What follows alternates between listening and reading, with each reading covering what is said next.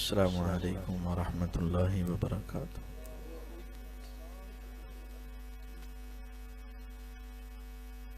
الحمد للہ رب العالمین والصلاة والسلام علی سید الانبیاء وخاتم المرسلین وعلی آلہ وصحبہ ومن تبعہم اجمعین، اما بعد۔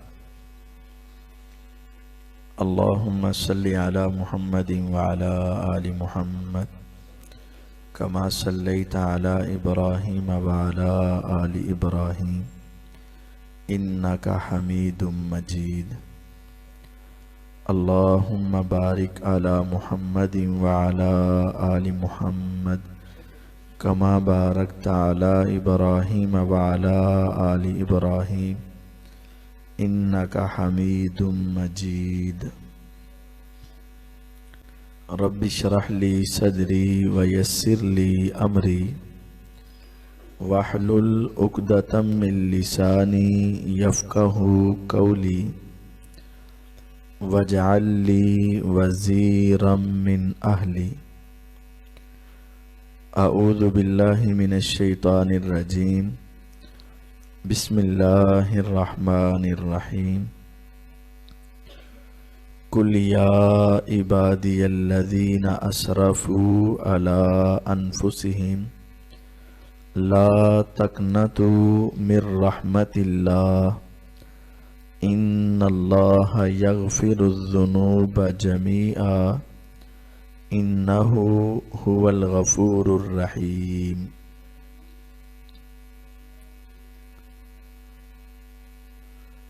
اللہ تعالیٰ نے آدم علیہ السلام کو پیدا کیا اور پیدا کرنے کے بعد فرشتوں کو اور ابلیس کو حکم دیا کہ آدم علیہ السلام کو سجدہ کرو، تعظیمی سجدہ۔ ایک ہے عبادت والا سجدہ، ایک ہے احترام والا سجدہ۔ احترام والا سجدہ مراد ایسے جھکنا، اور عبادت والا جو زمین پر 7 اعضاء لگا کر کیا جاتا ہے۔ تو سجدہ عبادت تو کبھی بھی جائز نہیں رہا، لیکن تعظیم کا سجدہ پہلی امتوں میں بھی جائز رہا ہے۔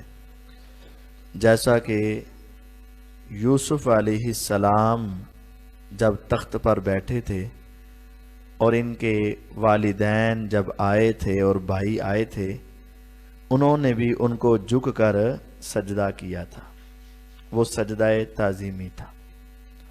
اب اس امت میں وہ بھی حرام ہے، لیکن پہلے سجدہ تعظیمی کی اجازت تھی۔ بہرحال اللہ تعالیٰ نے آدم علیہ السلام کو سجدہ کرنے کا حکم دیا کہ اے ابلیس تو بھی سجدہ کر، اور اے فرشتوں کی جماعت تم بھی سجدہ کرو۔ فسجد الملائکۃ کلہم اجمعون، سارے فرشتوں نے سجدہ کر دیا الا ابلیس، ابلیس نے نہیں کیا۔ ابا واستکبر، اس نے انکار کیا اور تکبر کیا۔ اللہ تعالیٰ نے اس کو ددکار کر ذلیل و رسوا کر کے وہاں سے نکال دیا۔ اس نے اللہ تعالیٰ کو آگے سے چیلنج شروع کر دیا۔ قال فَبِعِزَّتِكَ لَأُغْوِيَنَّهُمْ أَجْمَعِينَ، کہنے لگا اے اللہ تیری عزت کی قسم میں ان سب کو ضرور گمراہ کر کے چھوڑوں گا۔ اب دیکھیں اس کی دلیری اور اس کا تکبر دیکھیں۔ اللہ تعالیٰ کو آگے سے چیلنج کر رہا ہے اور کہہ رہا ہے فَبِعِزَّتِكَ، اے رب تیری عزت کی قسم اٹھا رہا ہے، لَأُغْوِيَنَّهُمْ أَجْمَعِينَ، میں ان سب کو گمراہ کر دوں گا، الا عبادک منہم المخلصین، ہاں جو تیرے مخلص بندے ہوں گے نا ان تک میرا وار نہیں پہنچ پائے گا۔ ہاں کچھ تیرے ایسے بندے ہوں گے جن پہ میں بڑی محنت کروں گا، بڑا زور لگاؤں گا، لیکن کامیاب نہیں ہو پاؤں گا، باقی سب کو میں گمراہ کر دوں گا۔ اس نے قسم اٹھائی۔ پھر میرے اللہ تعالیٰ نے اس کے اس چیلنج اور اس کے اس دعوے کے اوپر جواب دینے کے لیے بھی اللہ تعالیٰ نے بھی کئی قسمیں اٹھائی کہ تو ایک قسم اٹھا کے کہہ رہا ہے کہ میں گمراہ کروں گا، وعزتی وجلالی وکبریائی وارتفاعی مکانی، پھر میں رب کو میری 4 قسمیں ہیں، میری عزت کی قسم، میرے جلال کی قسم، میری کبریائی کی قسم، میرے بلند مقام کی قسم، تو گمراہ کرتا رہ کرتا رہ کرتا رہ کرتا رہ، تو ساری زندگی بھی گمراہ کر لے، میرا بندہ جب ایک مرتبہ بھی میرے پاس آ کے معافی مانگ لے گا نا، میں اس کے سارے زندگی کے گناہ معاف فرما دوں گا۔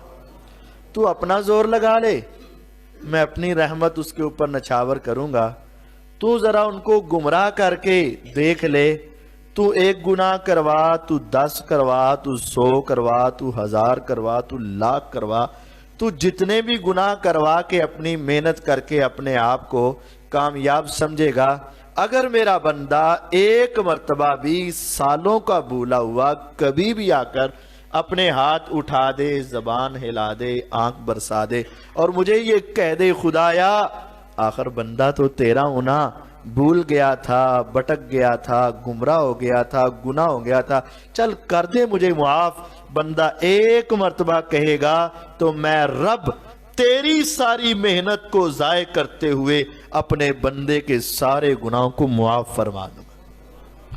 اور صرف معافی نہیں، سورۃ الفرقان اللہ تعالیٰ ارشاد فرماتے ہیں الا من تاب وآمن وعمل عملا صالحا فاولئک یبدل اللہ سیئاتہم حسنات، جس نے توبہ کر لی سچی توبہ اور ایمان لے آیا پکا ایمان اور عمل کیے نیک، صرف توبہ نہیں، فرماتے ہیں فَأُولَئِكَ يُبَدِّلُ اللَّهُ سَيِّئَاتِهِمْ حَسَنَاتٍ، اللہ ان کے سارے گناہوں کے جو ڈھیر ہے نا وہ ڈھیر اسی طرح لگے رہیں گے، لیکن ایک تبدیلی آئے گی، پہلے وہ ڈھیر سارے گناہوں کے تھے، اس کے ایک مرتبہ معافی مانگنے سے اللہ ان ڈھیروں کو نیکیوں کی شکل میں تبدیل فرما دے گا۔ یعنی جو شخص گناہ کرتا رہا، بڑا خطا کار، بڑا سیاکار، بڑا ہی گناہگار تھا اور اس کے گناہوں کے ڈھیر لگے ہوئے تھے، اگر وہ معافی مانگ لے تو وہ اگلے ہی لمحے میں دنیا کا بہت بڑا نیک اور بہت بڑا نیکیوں کا مالک بن جاتا ہے۔ یہ اللہ تعالیٰ کی بندوں پر رحمت ہے۔ انسانوں کے آنے میں دیر ہے، اللہ تعالیٰ کے معاف کرنے میں دیر نہیں ہے۔ قرآن مجید کے ان الفاظ پہ ذرا غور کیجئے گا۔ آج ہمارے ہاں دنیا ہو، عام حالات کی یا سیاسی پارٹیاں ہوں، جب بھی کسی بندے میں کوئی غلطی نظر آ جاتی ہے تو پھر اس کا اصل نام چھوڑ کے اس غلطی کی طرف نسبت کر کے اس کو پکارنا اپنا حق سمجھتے ہیں۔ اگر کوئی آدمی شراب پیتا پکڑا گیا تو اس کو شرابی کہہ کر پکارتے ہیں، کوئی چوری کرتا پکڑا گیا تو چور کہہ کے پکارتے ہیں، کوئی زنا کرتا پکڑا گیا تو زانی کہہ کے پکارتے ہیں۔ یعنی جس گناہ کی اس کے اندر تصدیق ہو گئی اس گناہ سے پکارتے۔